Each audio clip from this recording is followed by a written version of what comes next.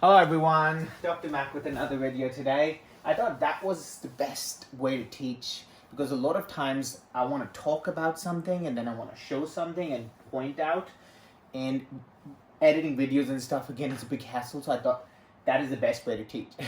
So today we're talking about the 3 rules, according to me, what I've learned with my experience are very, very essential and important for you to crack your, especially the technical exam. After teaching so many students and seeing their work on a regular basis, these are some of the errors that I pointed out, and that's when I created those 3 rules. This was one of the booklets I wrote, and a lot of people who have taken my demos and attended some of my sessions have seen a lot of notes from it. Maybe in the future I may upload it or publish it, this book someday, we never know. So as I said, that with my experience, what I've learned is there's certain things that we still miss out, and that's where I found out that maybe there were certain guidelines that we have to follow. And that's when I came up with those 3 rules, and I feel that they are the key to successfully crack the ADC exam. If we have those 3 rules in our mind all the time, there's a very good chance we will be avoiding those mistakes again and again that I see on a regular basis. As I mentioned in my last video, that it would be ideal to go ahead and look at some of the errors we make, because there's a social media trend going on, and we all want to impress everyone with our work. It's just sort of like a human nature. It's not like we are pretending or we're trying deliberately to do it. It's just an involuntarily act that it just happens. There's a term that I created with my friends when we were doing it in our time, and when teaching people, because at that time I was teaching as well. There's a term that we invented that called as ADC Friendly. Now what this term means is, whenever you look a work who someone posted, or you do a very good work, you have to see, looks great plus, but if it's ADC friendly or not. When I say ADC friendly, that means, does it fit in the ADC criteria or it does not? Because if it doesn't fit in the ADC criteria, useless. We can't pass the exam. Grading criteria, in my opinion, is the Bible. So you'll have to follow the grading criteria every single time. Whoever is teaching you any of the things, if they're not following the grading criteria, do not listen to them. I don't care how experienced they are. They may be great for your clinical practice, but to crack the ADC exam, if you're not following the Bible, which is the grading criteria, I don't know, how do you expect to pass? So what I mean by ADC friendly is, if there's a crown prep like that, just imagine if there's a crown prep here, and if I make it wider here, if there's a crown prep here, and the margin ratio is somewhere between 1.2 to 1.5, which is basically, I'm talking about the margin width, not the buckle reduction. A lot of people stop at 1.2, like dot perfection, it looks fancy, it looks amazing, and they stop there. Now what's the problem there? How about, as we discuss some of the 4 corners, maybe it's less than 1.2, so you're putting yourself in a tricky situation, allowing it to look great, putting yourself in danger, so it's not ADC friendly. When we say ADC friendly, we say is it should be well clear within the criteria, so stay right in the middle somewhere, safer zone, find a safer zone. So if it's the ratio is between 1.2 to 1.5, you stay right in the middle, which is say about 1.3, 1.4. Stay right in the middle, so there's a good chance, there's a less chance of error. We all are human beings, there's a chance of error is always there, but then following this method, the chance of error is always less. So ADC friendly is a term we should remember. 6 tasks in total, we all know about these 6 tasks. I think even if I go through again and again, we have heard about them, we have read their booklet, we all know them. Let's talk about the rules. That's the main video about today. Following the 3 rules that I invented. Number 1, most important. I would like you all to write it down put it in front of your tables or your study sessions or your technical workstation that you have home set up. So you read them every day and you do not fall into the trap that we discussed in the last video. Number one, you're not here to impress anyone with your skills. Your main aim is to stay well clear within the criteria and pass the exam. And that should be your main aim. And again, the reason I tell that again and again is not because I don't want you to produce a beautiful work. A lot of times when we focus on how good it looks or the appearance, we miss on getting that functionally good. So if it's functionally good, that means if it fits in the grading criteria, that means if the contact is good, if the marginal rate is good, if there's optimal reduction in the tooth, if there's a tooth restoration junction is clean, if the cusp positioning is good, cusp height is good, if there's any excess, if there's any overhang.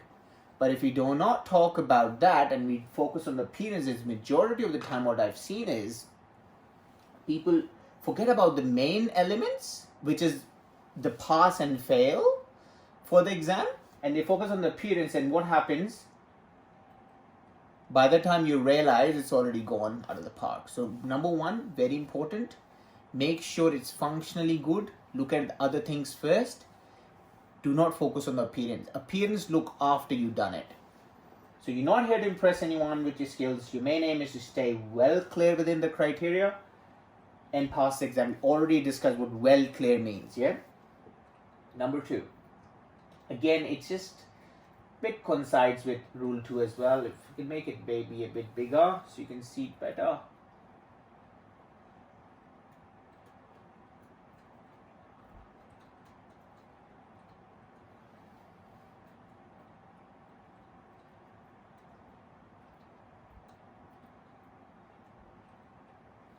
Stay focused on the grading criteria. As I mentioned, it's a Bible.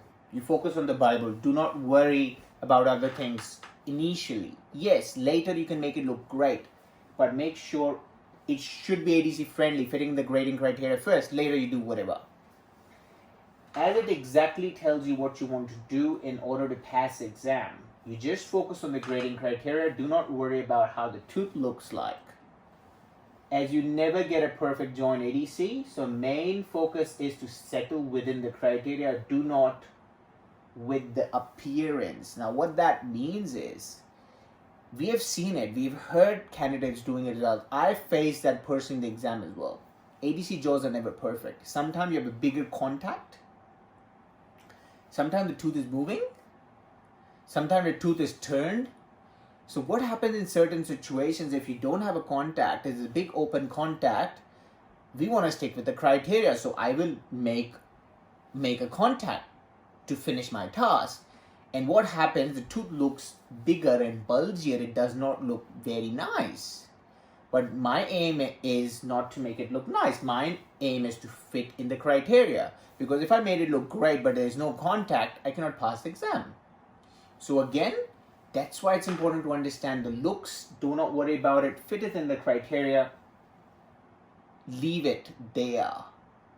Do not get into the social media trap again and again. And again, these tips are for the exam, not for the clinical life, okay? As average work well within the grading criteria has higher chances of passing comparing to a beautiful work which does not lie within the grading criteria. And again, as we mentioned in the last video, do not fall into the social media trap. If you haven't watched it, go and watch it. Someone wants to produce a beautiful work, they're just on the edge, like a knife edge, like a sharp knife. 1.2, 1.2, 1.2, 1.2, and one area is less than 1.2. What happens? They've done a beautiful tooth. It's a shame that just because of that small error, they fail the whole task. That's why it's important not to go for the ideal. Most of the tasks you'll see that we try to do a beautiful work and it's just the eye that's, dodges the bullet. Half of the time it doesn't. So if I'm at your position, I'm doing my exam, I don't want to take the risk. And same as you, right? So we don't want to fall into the trap. Play safe, ADC friendly, make sure you have the big margin, all around. If it doesn't look flat or it looks bulgy, doesn't matter. You have to fit the criteria. You're not here to impress anybody. Go to rule number 1. Lastly, and this is again like a big one, avoid unsatisfactory at all times. Why do I say that? If you go to the previous pattern, we had 13 tasks in total. A lot of people who passed 11 tasks but failed 2 unsatisfactory should fail the whole exam. So what we understand from that is you need to avoid severe bad work or unsatisfactory work at all times. That's why I always mention, if you want to go with borderline, go with borderline. That's okay. Avoid unsatisfactory at all times, because that one unsatisfactory is going to bring your score down to a level that it'd be hard to get up. And in the new pattern, they don't even tell us what the total score is. You just get pass or fail. So you don't know, maybe out of 10 you got 4 or you got 2 out of 10. You won't know. But overall, someone passes even by failing 2 technical tasks, but someone fails 1 technical and fails the whole. What happens there? Because maybe there's a very unsatisfactory, major error there that the score line goes down. So you have to understand, mediocre work is better. What I've seen is following the grading criteria, following these rules to help us. So I want you to focus on it as the main aim being passing the exam, not worrying too much about how it looks.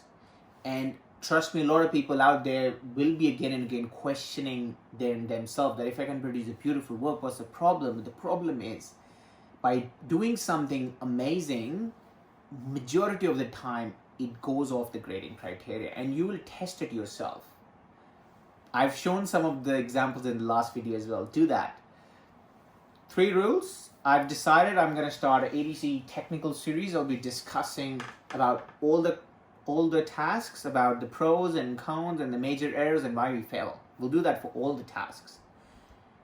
If you like the video, share with your friends. The main aim, I do tell everyone, share with your friends, is the main aim of doing all that is to spread awareness and help to all the candidates out there. So do share it with your friends if you like it, and then we'll see you all in the next video. Hope you're all doing great and motivated, and we'll see you all soon.